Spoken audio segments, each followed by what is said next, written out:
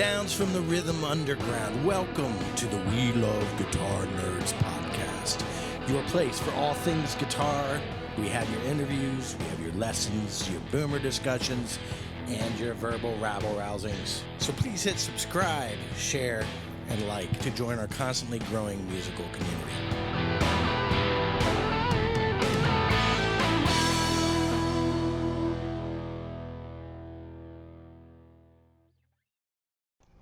Hey everybody, this is Rod at We Love Guitar Nerds homepage. Let's talk about Eric Clapton. A lot has been said in recent times about Eric Clapton, and a lot of stuff that I believe is not. A lot of people don't understand why he is so important, or I believe he is so important to the way we all play guitar. And there's something to consider. When Jimi Hendrix was discovered, it was in New York City, Greenwich Village. Chaz Chandler saw Jimmy James and the Blue Flames, and he was amazed, and he said, I can take you to England, and I'll discover you, and I'll manage you. And Jimi Hendrix's one stipulation was, do you know Eric Clapton? Can you introduce me to him? Chaz dead, the rest is history. Now, why Eric Clapton? A lot of people have opinions on Eric Clapton these days, on looking through videos and news groups and all these kinds of things that speak in terms that Clapton wasn't, like, Clapton is overrated, which I do not believe. Okay, he's vitally important, which we will discuss today. So, why do I believe this? So, before I answer that question, what I want to do is I want to discuss what is a portal. I want to ask you that. What is a portal? And my understanding of a portal, in a musical sense, is it is a doorway. It is a doorway for another way of being, another way of listening, another way of playing, another way of conceiving music. All the greatest players were portals. Jimi Hendrix certainly was. Eddie Van Halen certainly was a portal. Okay, even Segovia took the guitar out of the bar room and made it a concert instrument. All right. With Clapton, his major thing that made him vitally important in an era of Beatles being number one and Motown and all that, he was coming up and his idols were the Chicago bluesmen. His idols were the Texas bluesmen. His idols were Albert King, Freddie King, B.B. King, Otis Rush, Muddy Waters, Robert Johnson. Okay, even a little bit of Delta blues. These were his influences. This was a big revolutionary change. That it changed his sound. It changed his ability. His abilities notched up because who he was vibing off was not other English musicians who were sounding like Beatle guitar players. Okay, he was listening to Freddie King. He was listening to Albert King. Okay, what that does to you on an improvisational level in 1966, and in what I believe his best stuff, the most influential stuff, and his most important stuff was in John Mayall's Blues Breakers and in the Cream Years. And all of this is like from 1966 to 1968. Okay, that is why Clapton is a ridiculously underrated musician from the standpoint that he changed everything. Okay, he changed the way the Beatles played guitar. The sound that came out of Eric Clapton's amplifier was not George Harrison, was not Duane Eddy. All right, it was not twangy. It was not like all the other English bands at the time. But once Clapton made that sound, started with the John Mayall's and the Blues Breakers and the Beano album, which we're talking 1966, the same year that Cream formed. They released the Beano album.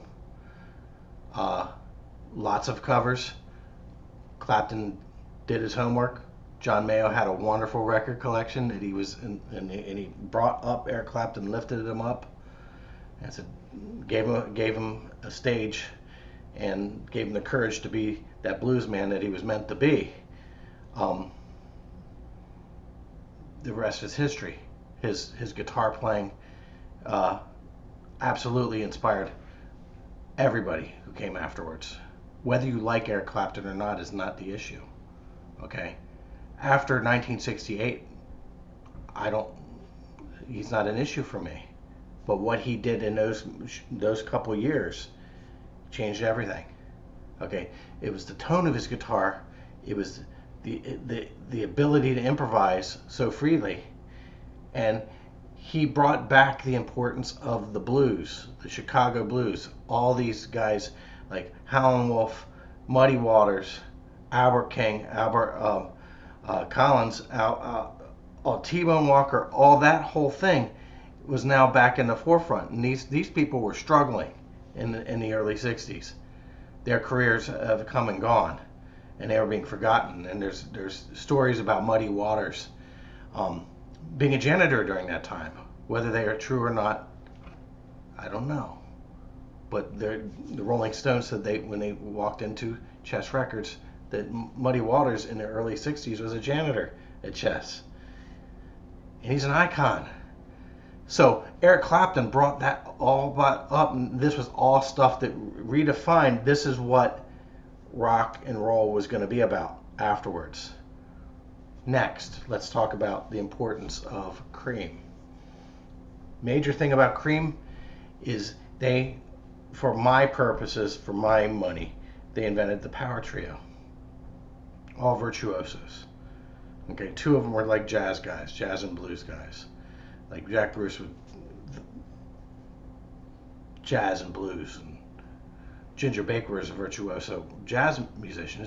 Cream was just for like that was out on the edge. He was just a traditional, really scary, knowledgeable jazz guy.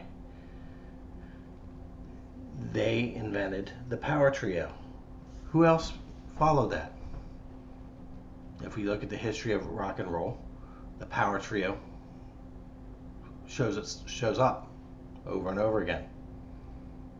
Most obvious when we think of power trios, we think of Cream. We think of Rush. We think of anything that has three, Emerson, Lake and Palmer maybe. But spreading it out more, the Jeff Beck group musically were a power trio with a lead singer. Led Zeppelin were musically a power trio with a lead singer. Van Halen were musically a power trio with a lead singer. All these guys could improvise. All these guys were well schooled in improvisation, and they created music that you just couldn't play by memorizing